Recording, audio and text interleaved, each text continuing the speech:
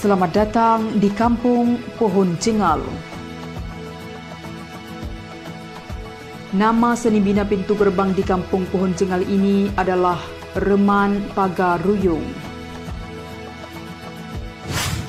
Atap yang paling atas menunjukkan lambang Minangkabau. Adapun empat blok di samping menunjukkan mewakili silsilah Kesultanan Patani.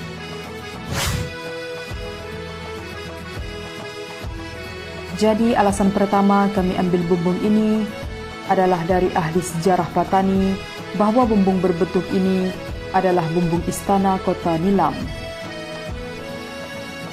Adapun alasan kedua, silsilah Raja Reman asal daripada Minangkabau. Apabila kita sebut Minangkabau, ciri khas Minangkabau adalah Istana Pagar Ruyung.